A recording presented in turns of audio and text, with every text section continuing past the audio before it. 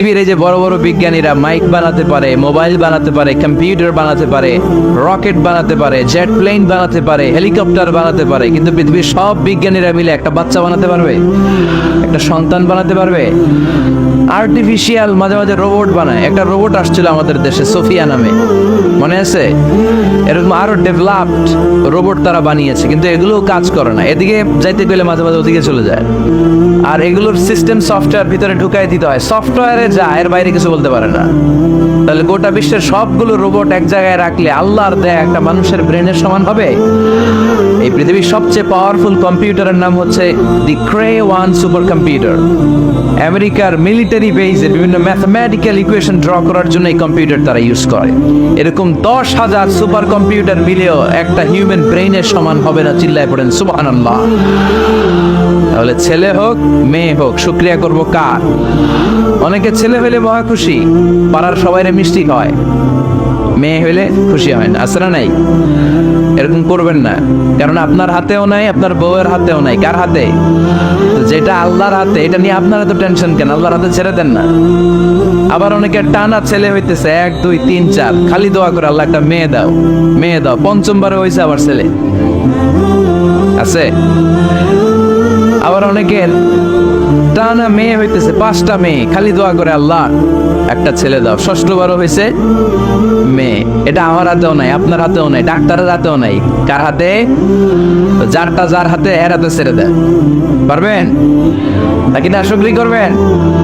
আল্লাহ বলে খবরদার, দুনিয়ার সবাই অনেক কিছু বানাতে পারে, অনেক কিছু তৈরি করতে পারে, কিন্তু একটা সন্তান দিতে পারে না। তুমি 6টা ছেলে পাওয়ার কারণে না শুকরি করো, মেয়ের জন্য আমার বিরুদ্ধে কথা বলো।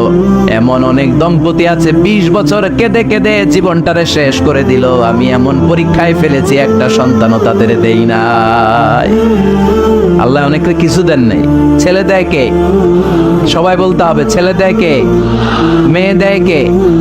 ছেলে মেয়ে দুইটাই দেয় কে? আবার কাউরে ছেলেও দেন না, মেয়েও দেন না। তিনি কে? এজন্য তিনি বললেন, ইয়াহাবু লিমান ইয়াশাউ ইনাসা ওয়া ইয়াহাবু লিমান ইয়াশাউ যুকুর আও ইউযাওয়িজুহুম যুকরানা ওয়া ইনাসা ওয়া ইয়াজআলু মান ইয়াশাউ আকিমা ইন্নাহু আলিমুন কাদির। পড়েন সুবহানাল্লাহ।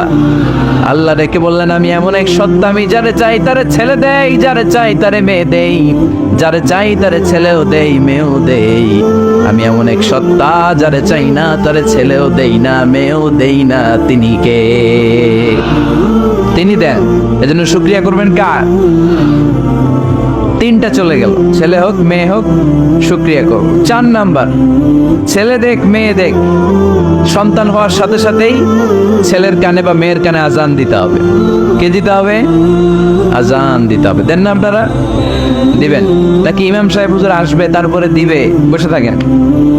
খতিব সাহেব হুজুর না আসলে তার আজান দেওয়া যাবে না, বড় হুজুর না আসলে তার দেওয়া যাবে না, এরকম না। মুসনাদে আহমদ ইবনে হাম্বলের হাদিস, ফাতেমা রাদিয়াল্লাহু তাআলা আনহার প্রথম সন্তান ইমাম হাসান রাদিয়াল্লাহু তাআলা আনহু, আল্লাহ রাসূলের নাতি ইমাম হাসান যখন জন্মগ্রহণ করলো, বিশ্বনবী নিজে এসে হাসানকে কোলে নিয়ে হাসানের কানের সামনে আজান দিয়েছেন।